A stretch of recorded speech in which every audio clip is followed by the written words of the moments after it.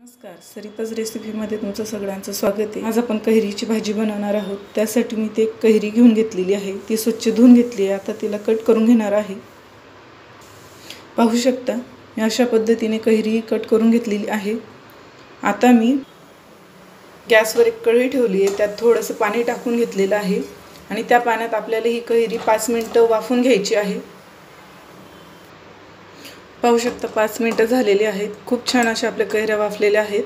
आता मी त्यांना एका दुसऱ्या भांड्यात काढून घेणार आहे। पाहू शकता मी दुसऱ्या भांड्यात काढून घेतलेलं आहे आणि त्यात जे पाणी होतं ते फेकायचं नाही आहे, ते आपल्याला कामात येणार आहे। गॅसवर एक कढई ठेवून घेतलेली आहे, त्यात आपण तेल घालून घेणार आहोत।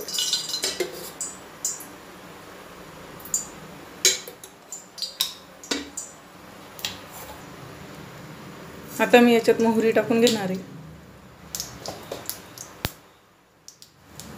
मोहरी छान तळायला लागली की त्यात लसूण आणि जिऱ्याची पेस्ट घालायची आहे।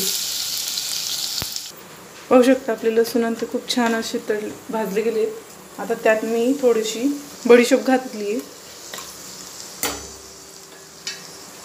आता यामध्ये आपल्याला लाल तिखट, थोडी हळद पावडर आणि थोडासा गरम मसाला घालून घ्यायचा आहे। या सगळ्यांना एकजीव करायचं आहे आणि आपण जे वाफून घेतलेल्या कैऱ्या आहेत ते याच्यात टाकून घ्यायचे।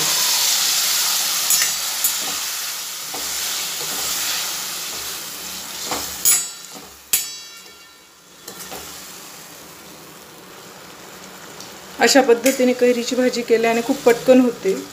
ही भाजी लहान मुलांपासून मोठ्यांना सगळ्यांना खूप आवडते। आता मी यात बारीक किसून घेतलेला गूळ घालून घेणार आहे।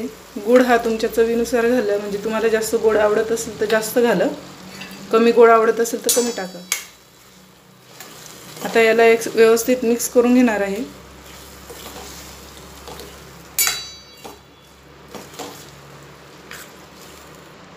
आता यात मीठ घालून घेणार आहे।